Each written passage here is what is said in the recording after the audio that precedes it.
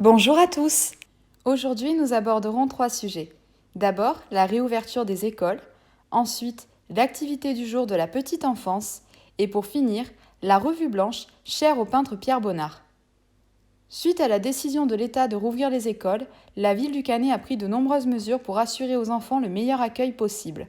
Explication.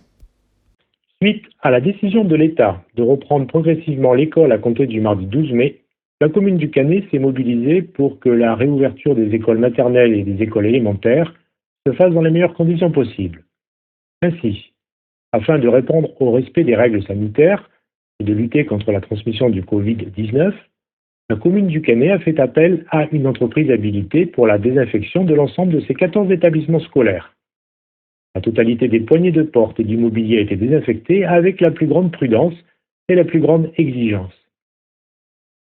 L'accueil se fera dans le respect d'un haut niveau d'exigence d'hygiène des locaux, nettoyage et désinfection régulier des classes, toilettes, réfectoires, cours et aération fréquente des locaux. Des tests de dépistage ont été pratiqués auprès de tous les agents municipaux et des enseignants volontaires. Ils seront renouvelés aussi souvent que nécessaire. La température des enfants sera régulièrement prise, notamment à partir de caméras thermiques. Le port du masque sera obligatoire pour les adultes. Chaque établissement a été doté du matériel nécessaire. Savon liquide, gel hydroalcoolique, station automatique de désinfection des mains, essuie-tout à usage unique. Des mesures adaptées pour le maintien de la distanciation physique ont également été prises. Passage au sol devant les portails des écoles et rues adjacentes, kit de fléchage et marquage donné aux chefs d'établissement, service de restauration à table, 2 enfants par table dans les réfectoires, et l'inominative dans les dortoirs des petites sections des écoles maternelles. Chaque chef d'établissement définissant l'organisation de la journée des élèves, l'arrivée et le départ des écoles seront échelonnés pour éviter le brassage devant les portails et dans les rues. Toutes ces mesures ont été prises avec l'objectif d'offrir aux enfants les meilleures conditions d'accueil possibles. Et maintenant, découvrons ensemble la nouvelle activité proposée par le service Petite Enfance.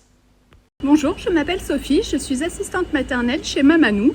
Je vais vous montrer quelques postures de yoga à faire avec votre enfant. On va commencer par le pingouin. Le pingouin, on se met debout. Je vais me mettre un peu plus loin pour que vous me voyez bien. On met ses mains le long du corps. On essaye de toucher ses pieds. On prend une respiration.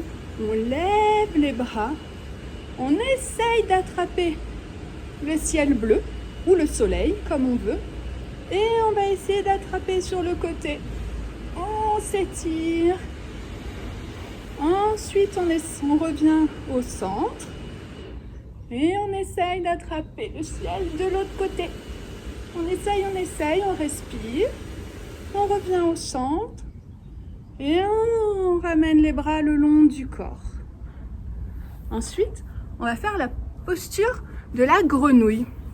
Donc on met bien ses pieds au sol, on pose ses mains par terre et on pousse, on saute comme une petite grenouille.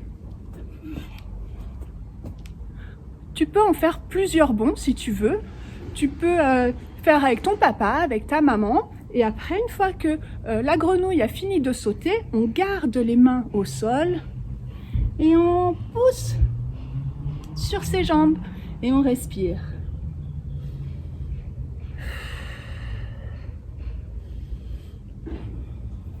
Et là, on peut se relever. Maintenant, nous allons faire la posture de la tortue. Alors, on s'assoit, on colle ses pieds comme ceci, les paumes de main vers le ciel, on les passe sous les chevilles. Et là, on va respirer, on va expirer en descendant la tête et en essayant d'aller toucher ses pieds. Alors, on n'est pas obligé d'y arriver, hein. Et on respire.